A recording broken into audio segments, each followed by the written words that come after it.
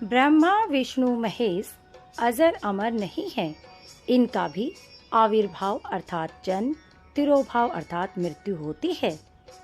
गीता में अर्जुन को स्वयं भगवान कह रहे हैं कि उस परमेश्वर की शरण में जा, उसके लिए उन संतों के पास जा जो तत्वदर्शी हों। इसी प्रकार हजरत मोहम्मद को उनके अल्लाह कह रहे हैं, कोई और पूर्ण परमात्मा है, उसे पाने के लिए उन तत्वदर्शी संत की तलाश कर। वह प्रभु कौन है, यह जानने के लिए अवश्य सुने जगत गुरु तत्वदर्शी संत रामपाल जी महाराज के अमृत वचन। यदि आसपास के आपके पड़ोस में कोई ऐसा है जिसके पास ये सुविधा उपलब्ध नहीं है, उनको भी आमंत्रित कर लीजिए और सत्संग अवश्य सुनाइए। लेकिन ध्यान रहे कि उसमें आप स्वामी मत बन जाइए। ये स्वामी बनना इस जीव के लिए खतरनाक होता है। अधीन दास बनकर के ही अपना गुजारा कीजिए प्रभु की तरफ, तभी हम चल सकेंगे। जब हम दास बने रहेंगे और कितना भी दान पुण्य सेवा करके भी आपके मन में ये नहीं आना चाहिए कि मैंने ऐसा कर दिया, मैंने ये दान कर दिया, मैंने ऐसी सुविधा उस व्यक्ति को दे दी, वो भक्त, उस भक्त को मैं बुला के लाया हूं, उस भक्त को मैंने नाम दिलाया है। नहीं, परमात्मा की कृपा हुई कि आपके माध्यम से आपको प्रेरित करके उस प्रभु ने ही ये सब कार्य उस पुण्य आत्मा के लिए करवाया है। करे करावे साइया मन में लहर उठा, दादू सिर दर जीव के वो आप बगल हो जाए। तो इसके लिए कहता है कि मैं करे सो मारिए। परमात्मा की वाणी कहती है मैं करे सो मारिए और तू करे सो छूट बे। इस मार में होशियार बंदे गदा बने के उठ बे। हो करे सो गद्दा होई, मैं करे सो बोक बे। और बंदा बिसारे बंदगी तो स्वान है सब लोक बे। क्या कहते हैं कि जो मैं करता है कि मैंने ऐसा कर दिया, मैं ये कर दूंगा, मैंने इतना दान कर दिया, मैंने फलाना कर दिया, मैंने इतने भक्तों को नाम दिला दिया, तो कहते हैं जो मैं करे सो मारिए। जो मैं को लेकर चलता है उसके ऊपर मार पड़ती है, परमात्मा उससे रुष्ट हो जाता है। और तू करे सो छूटवे, कि नहीं परमात्मा ये आप ही की कृपा है, हे प्रभु आप ही करवा रहे हो इस दास से, हम कुछ करने योग्य नहीं थे। तो कहते हैं तू करे सो छूट बे।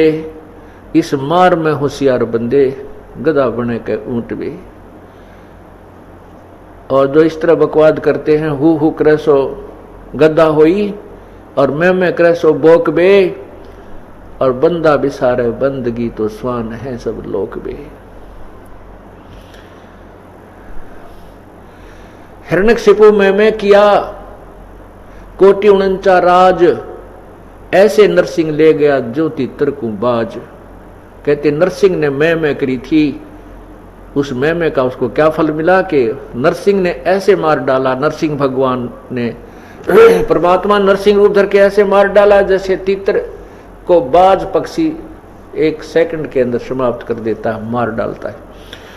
हमें उदाहरण देते हैं कि यदि आप भी मैं करोगे, अभिमान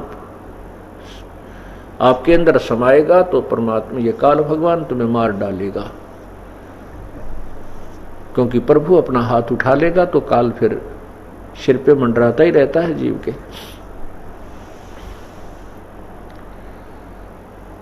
सत्संग में आने से जीव को लाभ, बहुत ज्ञान होता है, लाभ होता है।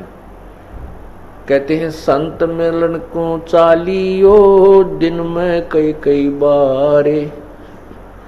आसौज के में जो ये गणा करें उपकारी।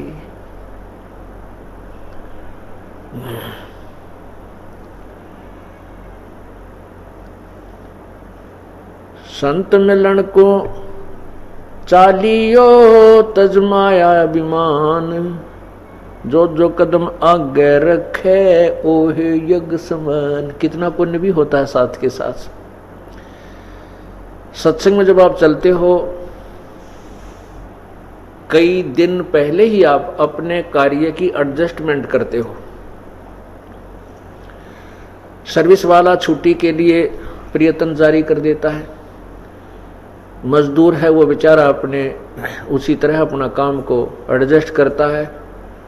किसान है, दुकानदार, बिजनेसमैन है, जो भी है, वो कई दिन पहले से ही अपनी सेटलमेंट करके और सत्संग की तरफ चलता है। कहते हैं सत्संग में कैसे आना चाहिए।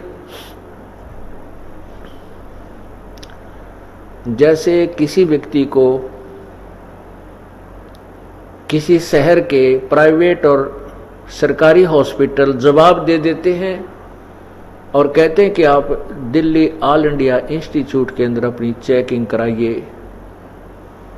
वो ज्यादा संकेत नहीं देते, ज्यादा डिटेल नहीं देते कि कहीं ये घबरा ना जाए, तो वो समझ जाता है मरीज कि बात बिगड़ चुकी है। वो चाहे कितना बड़ा अधिकारी हो, चाहे वो कितना बड़ा सेठ हो, चाहे वो कितना बड़ा अधिकारी जैसे कोई मंत्री या प्रधानमंत्री भी क्यों ना हो, चाहे राष्ट्रपति हो, जब उसको ये पता चल जाता है कि आपकी बीमारी कोई भयंकर हो सकती है, उस समय वो हॉस्पिटल में जब जाता है, उस समय वो भूल जाता है तू कौन है।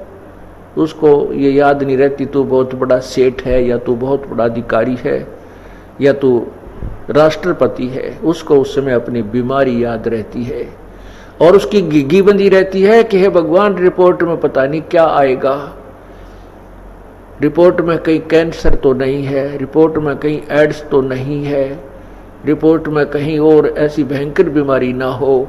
तो उस समय उसको जहां भी डॉक्टर लेटने के लिए कहता है वो लेट जाता है, बाहर बैठकर वेट करने के लिए कहता है तो चुपचाप वेट करता रहता है, रिपोर्ट की इंतजार करता रहता है। उसकी उस समय उसको कोई अभिमान नहीं होता, ना पद का, ना पोस्ट का, ना उस माया का। पुण्यात्माओं, जब आप इस सत्संग, ये सत्संग जो है, इसमें कई प्रकार का ट्रीटमेंट होता है। ये एक विद्यालय भी है और ये एक हॉस्पिटल भी है। जन्म मरण के दीर्घ रोग का ट्रीटमेंट इस सत्संग में होता है, जिसका कहीं इलाज नहीं।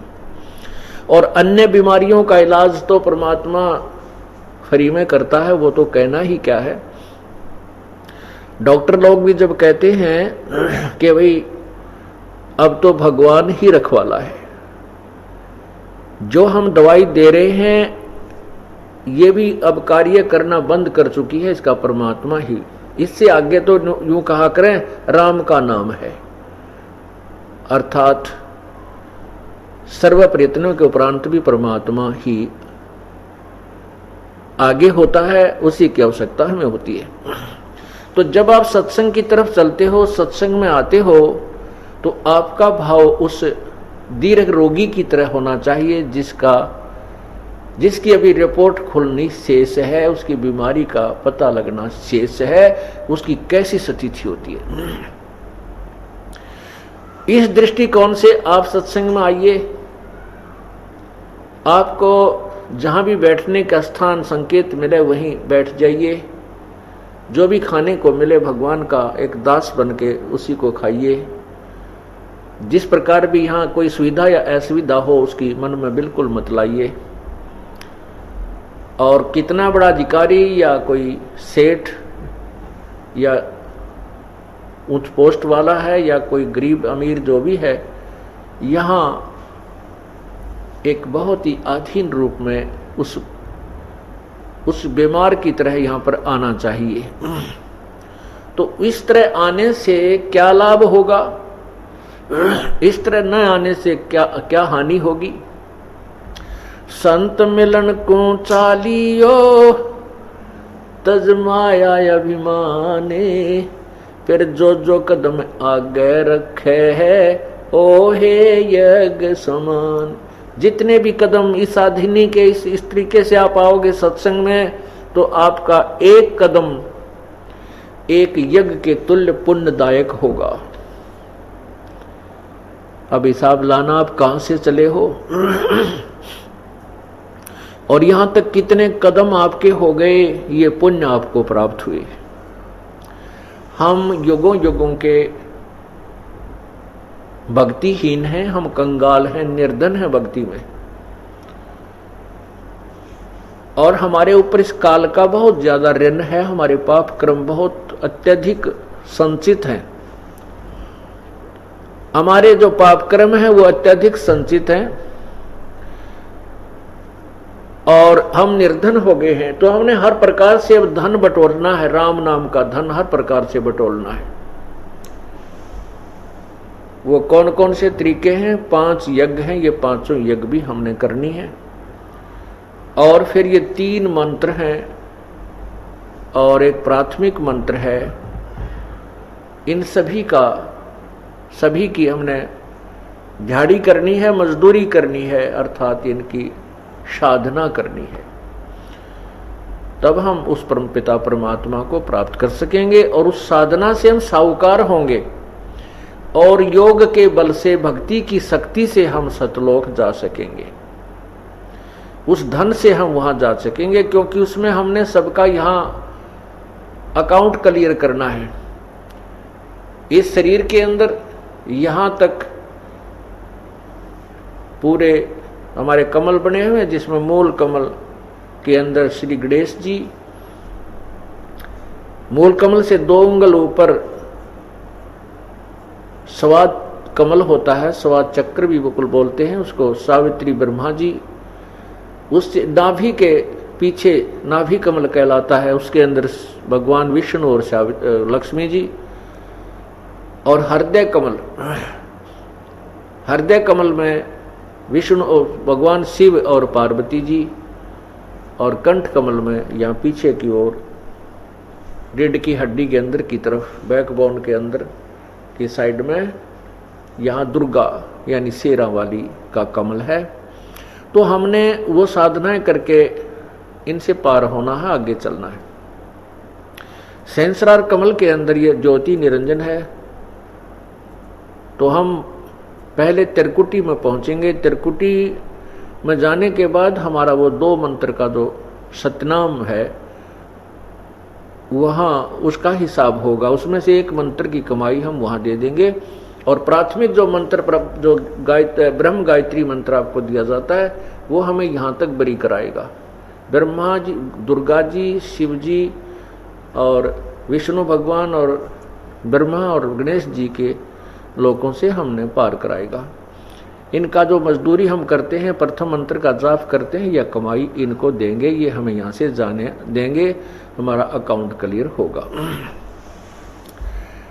और फिर त्रिकुटी पर जाकर के हमने ये जितने यज्ञ हम कर रहे हैं और ये ओम नाम का जो जाप सतनाम के अंदर है, उसकी कमाई हम त्रिकुटी पर जाकर इस ब्रह्म ज्योति निरंजन को दे देंगे, जिसने गीता जी का ज्ञान हमें दिया है। और वो खुद कहता है गीता जी के 18वें अध्याय के 66वें श्लोक में कि सर्वधर्मान परित्यज माम एकम शरणम व्रज अहम तवा सर्व पापे भय मोक्षामि मा शुच। गीता ज्ञान दाता भगवान कहता है कि तू मेरे लेवल की जितनी भी साधनाएं हैं वो मुझ में छोड़ दे। धार्मिक जितने कर्म तूने किए हैं मेरे सत्र के, वो मेरे में छोड़कर फिर उस एक सर्वशक्तिमान की शरण में व्रज माने जा, तब मैं तुझे सब पापों से मोक्ष कर दूंगा, तू चिंता मत कर। इसी का समर्थन गीता जी अध्याय 18 का श्लोक 62 में कहा है। गीता ज्ञान दाता कहता है कि हे भारत, तू सर्व भाव से उस परमात्मा की शरण में जा, जिसकी कृपा से तू परम शांति और शाश्वत स्थान अर्थात सतलोक को प्राप्त होगा। गीता जी के अध्याय नंबर 15 के मंत्र 4 में कहा है कि जब तुझे तत्वदर्शी संत मिल जाए, उसके बाद उस परम पद परमेश्वर की, उस परमेश्वर के तत्ब्रह्म यानी परम अक्षर ब्रह्म के उस परम पद की खोज करनी चाहिए, जहां जाने के बाद ये साधक लौटकर फिर संसार में नहीं आते। और गीता ज्ञान दाता कहता है कि जिस परमात्मा ने सारे ब्रह्मांडों की रचना की है और मैं भी उसी की शरण में हूं, गीता ज्ञान दाता कह रहा है।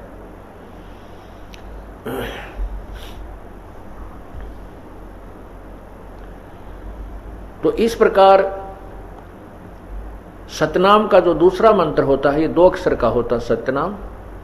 तत् है वो तत् सांकेतिक है। जिन्होंने दूसरा मंत्र प्राप्त है उनको पता है।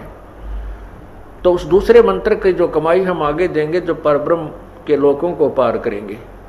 और तीसरा मंत्र जो सार नाम है, वो हमें सतलोक में स्थायी स्थान दिलाएगा, उसकी कमाई सतलोक में ले जाएगी। तो प्रसंग चल रहा है कि हमने धनी होना है, बहुत से यज्ञ करने हैं। राजा लोग धनी होते थे, वित्तीय धनी होते थे, वो बहुत से यज्ञ किया करते थे। कोई 100 यज्ञ कर देता था, कोई 200 कोई 1000 यज्ञ करते थे।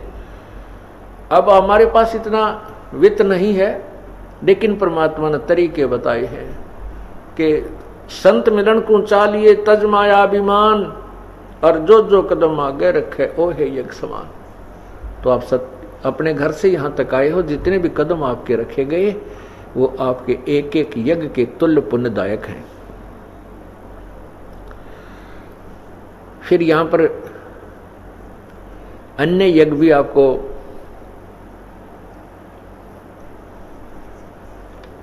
करवाई जाती हैं आपसे, जैसे ज्ञान यज्ञ चल रहा है और यहाँ पर हवन चल रहा है परमात्मा का। जितने भी पाठ भगजन करवाते हैं, प्रत्येक भक्त की एक एक ज्योति यहाँ अलग से जगाई जाती है, जो 3 दिन या 5 दिन या 7 दिन, जितने दिन भी ये सत्संग चलता है वो अखंड जगती रहती है। वो हवन होता है। हवन को लकड़ियाँ डालकर भी, लकड़ियों को एक कुंड बनाकर लकड़ियाँ उसमें डाल करके और घी डालकर भी हवन करते हैं। लेकिन संतों ने एक सिंपल वे बताया है, साधारण तरीका है कि एक रुई की ज्योति बनाइए और रुई की ज्योति में को किसी पात्र में रख करके घी डाल दीजिए, उसको प्रज्वलित कर दीजिए प्रभु का नाम लेकर, वो हवन प्रारंभ हो जाता है। अब लकड़ियों में घी डाला जाता है तो लकड़ी जो जलती है कार्बन डाइऑक्साइड ज्यादा बनती है। एक 100 ग्राम रुई में आप 10 क्विंटल घी का हवन कर सकते हो, बशर्ते कि वो घी उसमें प्रॉपर डालते रहिए। और 100 ग्राम रुई में जो कार्बन डाइऑक्साइड होगी और 100 क्विंटल घी को वैसे लकड़ियों में डालकर जलाने में बहुत लकड़ियों की आवश्यकता पड़ती है, कम से कम 20 क्विंटल 10 क्विंटल लकड़ियां लग जाती। तो कहने का भाव यह है कि संतों परमात्मा ने स्वयं आकर के ऐसा तरीका बताया कि हमें पाप कम हो और पुण्य अधिक हो। जैसे आप कैसे साहूकार, हम इतने कंगाल हो गए हैं, इतने निर्धन बन गए यहाँ पर, अपने पुण्य कर्मों को और स्वर्ग लोक ब्रह्म लोक आदि में समाप्त करके बर्बाद करके राजा बनकर खो दिए, और फिर हम कंगाल के कंगाल बन गए, हम निर्धन बन गए, पशु बने, पक्षी बने। पुण्य न रहने से हम पशु पक्षी अन्य योनियों में चले जाते हैं, और कुछ पुण्य अच्छे होते हैं तो मनुष्य योनि को प्राप्त करते हैं। इसमें भी हमें सुविधाएं फिर कर्मों के और पुण्यों के आधार पर ही कम अधिक मिलती हैं। तो परमात्मा ने ऐसा तरीका बताया है कि एक तो ये आपको बताया कि बहुत विनम्र होकर सत्संग माना चाहिए, या बहुत विनम्रता के साथ रहना चाहिए, अभिमान नहीं होना चाहिए, क्योंकि हमने परमात्मा पाना है। जब हम कार्य छोड़कर आते हैं, घर भी त्यागते हैं और अपना सब 2 पैसा भी खर्च करके आते हैं बसों में, तो हम यहाँ आते हैं तो उस काम को पूरा ही कीजिए। जैसे बच्चा स्कूल जाता है विद्यालय में और वो वहाँ विद्यालय के नियमों का पालन भी ना करता हो और पढ़ाई भी नहीं ठीक कर रहा, तो वो फेल हो जाएगा। असफल होने के बाद फिर बाद में बहुत पछताएगा, फिर पछताने से कुछ लाभ नहीं होगा। उसके लिए कहते हैं अच्छे दिन पाछे गए गुरु से किया ना हेत, अब पछतावा क्या करे बीरा चिड़िया चुगी खेत। तो पुण्यात्मा आप विद्यार्थी हैं, आप भक्त हैं, और आप भक्ति नहीं करोगे तो फिर लाभ क्या होगा? फिर इस स्कूल में प्रवेश पाने का आपको लाभ क्या होगा? कुछ नहीं होगा। इसलिए आप स्कूल में आए हो तो तन मन से परमात्मा पर आश्रित होजिए, और धन तभी आप परमात्मा को पा पाओगे, क्योंकि हर प्रकार से हमने प्रत्येक क्रिया को करके ही सफलता प्राप्त कर ली है। जैसे अभी प्रसंग चल रहा था कि हम निर्धन बहुत हो गए, और परमात्मा ने ऐसा तरीका बना दिया कि हम शीघ्र साहूकार बन जाएंगे, धनी बन जाएंगे भक्ति की। कैसे? सतनाम पालड़े रंग होरी हो, तो ना तुला तुलाया राम। सतनाम पालड़े रंग होरी हो, 14 लोक चढ़ावे राम रंग होरी हो। तीन लोक पासंग धरे रंग होरी हो, तो ना तुले तुलाया राम रंग होरी हो। क्या बताते हैं कि एक सतनाम, सच्चा नाम, सतनाम, जो 2 अक्षर का होता है, जिसमें एक ओम मंत्र है और दूसरा तत्व मंत्र है जो सांकेतिक है, जो दास आपको बताता है। जब आप प्रथम मंत्र प्राप्त करके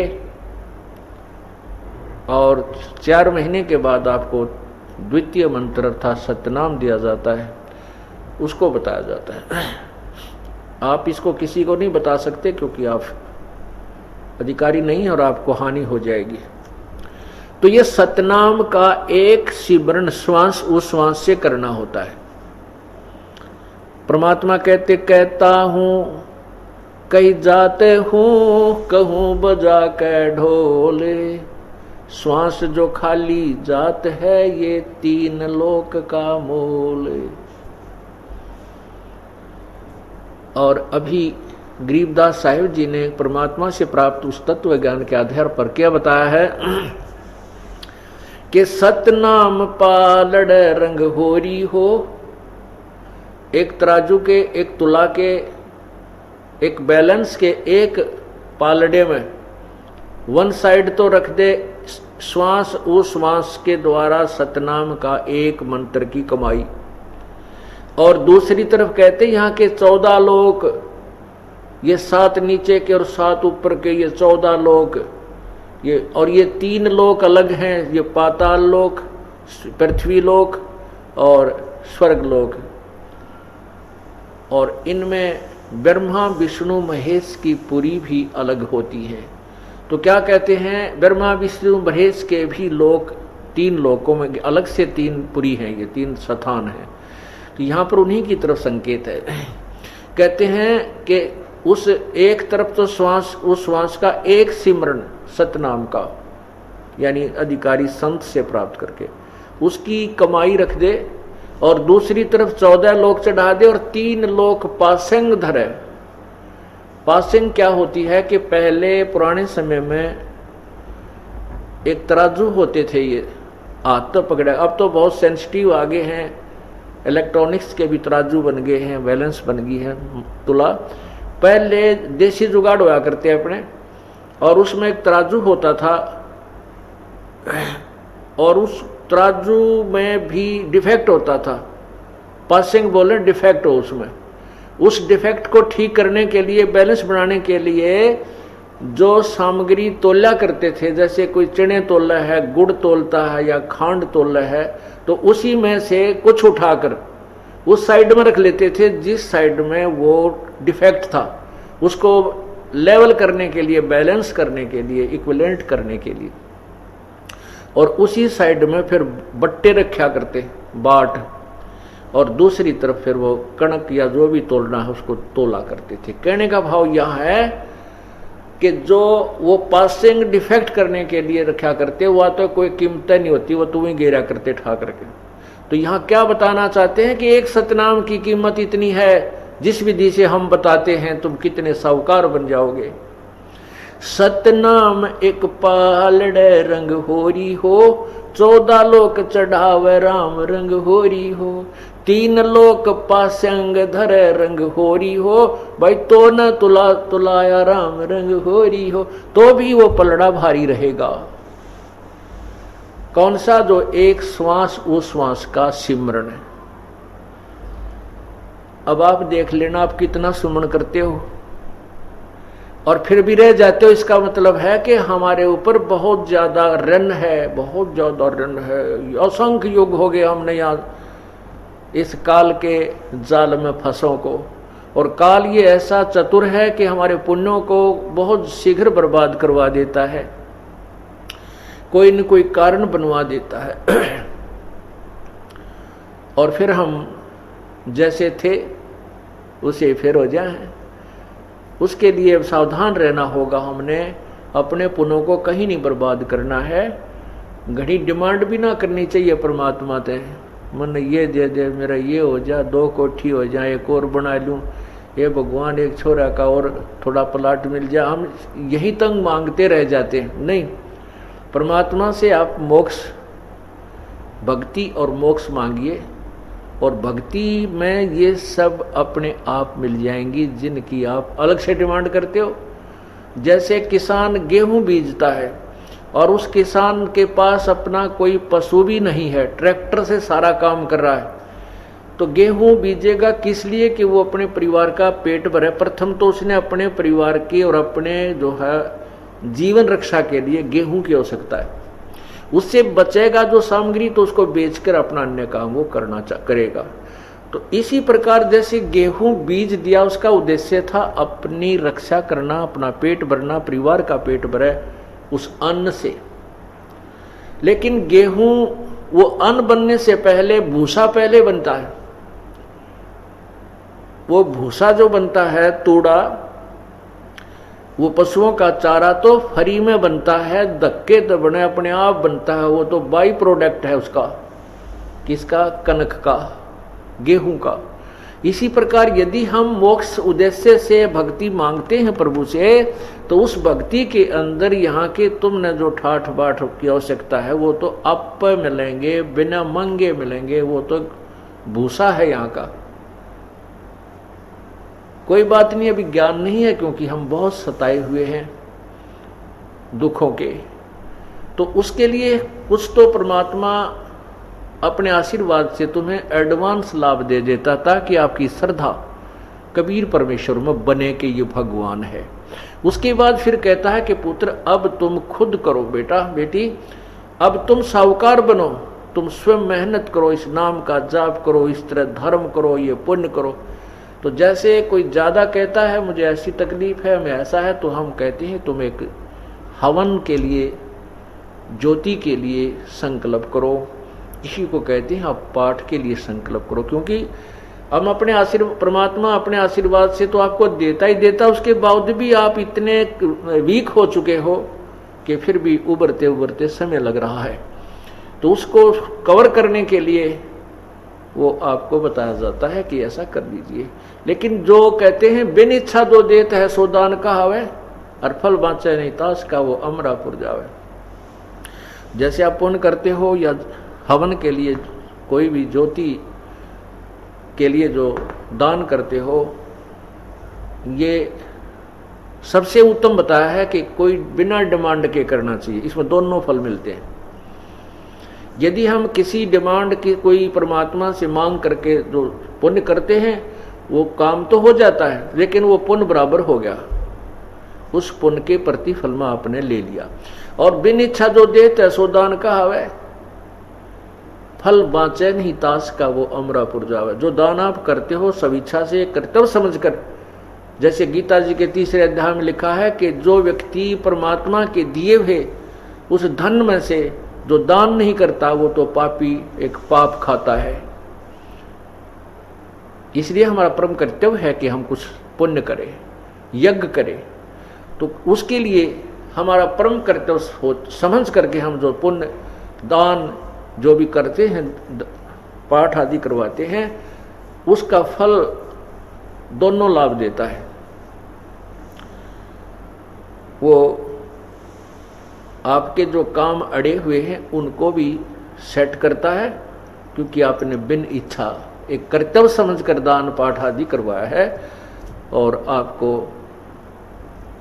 सतलोक जाने के लिए भी उसका पुण्य सहयोगी शेष रह जाता है। अब जो प्रसंग चल रहा था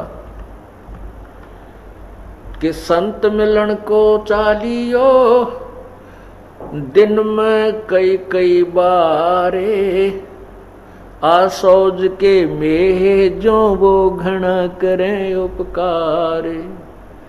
कई बार ना कर सके, कई बार ना जा सके, तो दिन में जा 2 बार। 2 बखत कर ले, कह कबीरता दास को हो, काल दगा ना दे। कहते हैं संत के दर्शन यदि तू कई बार ना कर सकता तो दिन में 2 बार कर ले। और 2 बार भी, क्योंकि 2 बार तो दूर वाले नहीं कर सकते, उनके लिए कहा कि 2 बार नहीं कर सकता है तो कर 1 बखत कर ले। एक वक्त भी नहीं कर सकता है तो हफ्ते में एक बार अवश्य दर्शन कीजिए। हफ्ते में भी नहीं कर सकता है तो 15 दिन में अवश्य दौड़ कर जाइए। और एक हफ्ते 15वें दिन भी नहीं कर सकता है, एक पखवाड़े भी नहीं कर सकता है तो मंथ में, एक महीने में तो अवश्य ही जाइए। फिर भी परमात्मा क्योंकि ज़्यादा दूर होने वालों के लिए कहते हैं कि एक महीने में नहीं जा सकता है तो तीसरे महीने अवश्य पहुंचिए। तीसरे महीने नहीं जाता, छठे महीने अवश्य आइए।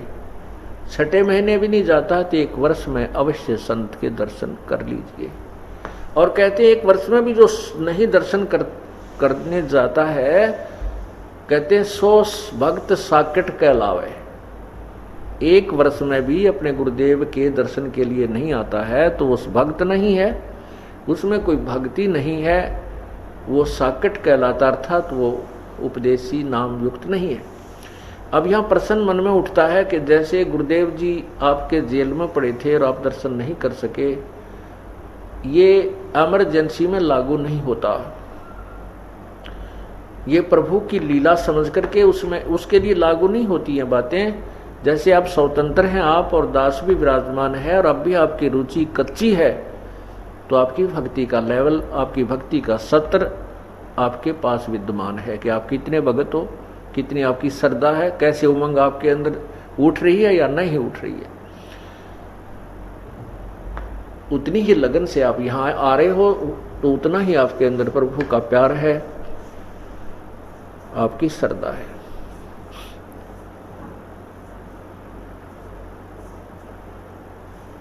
अब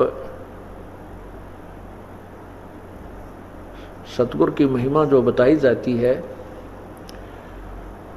कि सतगुरु क्या क्या बताते हैं। सतगुरु के दरबार में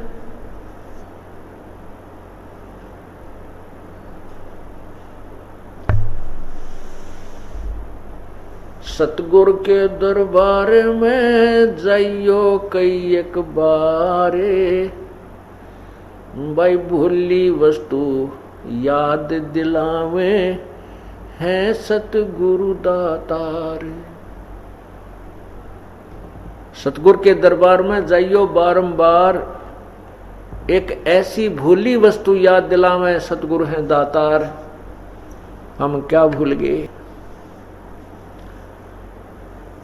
राम नाम सौदा करो, राम नाम निज सार है, राम नाम निज मूले, राम नाम सौदा करो भाई, राम नाम ना बोले।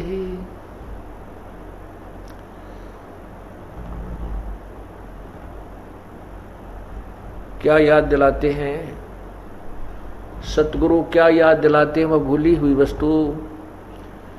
यो सौदा फिर नाही संतो, ये सौदा फिर नाही, यो सौदा फिर,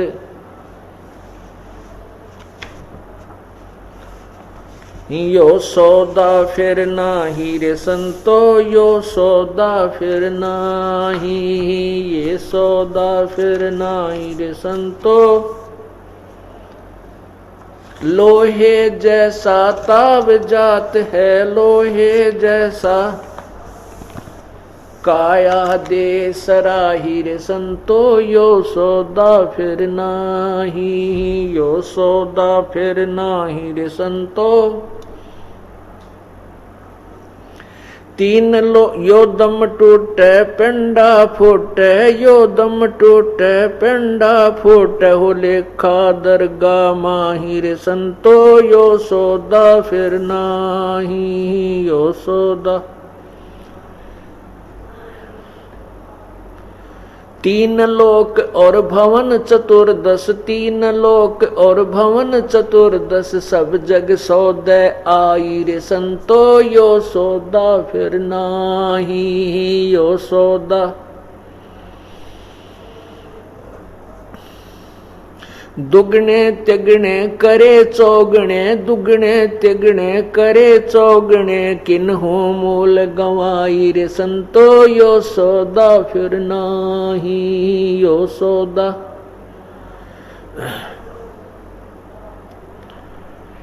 यो दम टूटे पिंडा फूटे, यो दम टूटे पिंडा फूटे, हो लेखा दरगाह माही रे संतो यो सौदा फिर नाही यो सौदा। उस दरगाह में मार पड़ेगी, उस दरगाह में मार पड़ेगी, जम पकड़ेंगे बाही रे संतो यो सौदा फिर नाही सौदा फिर। वा दिन की मोह डरनी लागे, वा दिन की मोह डरनी लागे, लज्जा रयक नाही रे संतो यो सौदा फिर नाही यो सौदा। नर नारायण देह पायक, नर नारायण देह पायक, फेर 84 जाही रे संतो यो सौदा फिर नाही यो सौदा।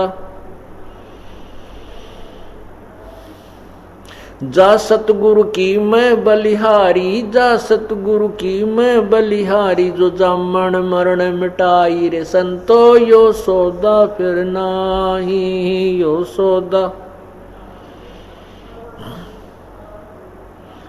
कुल परिवार तेरा सकल कबीला, कुल परिवार तेरा सकल कबीला, मसलत एक ठराई रे संतो यो सौदा फिर नाही यो सौदा फिर। बांध पिंजरी आगे धर लिया, बांध पिंजरी आगे धर लिया, फिर मरहट को ले जाई रे संतो यो सौदा फिर नाही यो सौदा। अग्नि लगा दिया जद लंबा, अग्नि लगा दिया जद लंबा, फूक दिया उस ठाही रे संतो यो सौदा फिर नाही यो सौदा। वेद बांध फिर पंडित आए, वेद बांध फिर पंडित आए, पीछे गरुड़ पड़ाई रे संतो यो सौदा फिर नाही यो सौदा।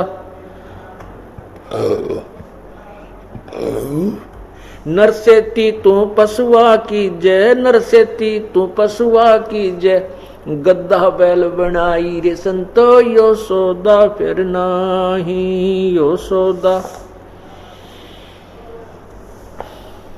ये 56 भोग कहाँ मन बोरे, 56 भोग कहाँ मन बोरे, कित कुरडी चरणे जाई रे संतो यो सौदा फिर नाही यो सौदा।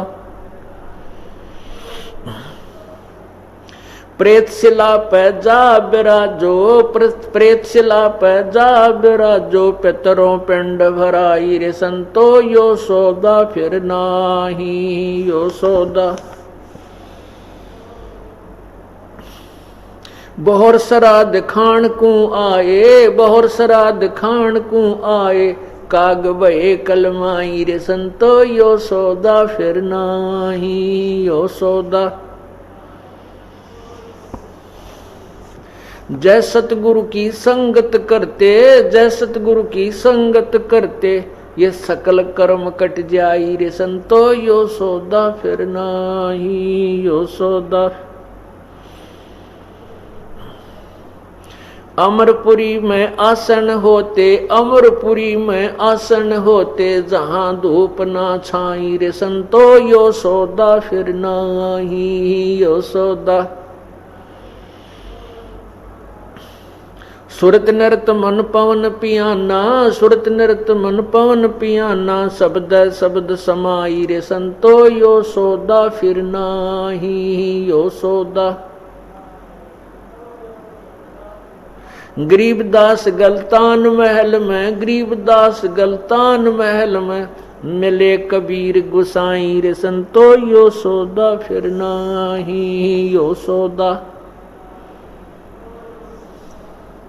गरीबदास गलतान महल में, गरीबदास गलतान महल में, मिले कबीर गोसाई रे संतो, यो सौदा फिर नाही यो सौदा। सत्साहिब। अब सत्संग के अंदर संत वो भूली हुई वस्तु को याद दिलाते हैं जिसके ज्ञान के बिना हम बहुत गलतियां कर जाते हैं और अनमोल मनुष्य जीवन को बर्बाद कर देते हैं। इस अमर वाणी में क्या बताया है, आदरणीय गरीबदास साहिब जी ने परमात्मा के दर्शन उपरांत जब प्रभु के से मिलन हुआ, परमेश्वर ने उनको तत्व ज्ञान बख्शा, उसके बाद उन्होंने उसी तत्व ज्ञान को अपने वाणी के माध्यम से, अपने वचन के माध्यम से निर्णायक तरीके। बोलो सतगुरु देव की जय। ऐसे ही आध्यात्मिक वीडियो देखने के लिए हमारे चैनल संत रामपाल जी महाराज के सत्संग को सब्सक्राइब करें। सत साहिब।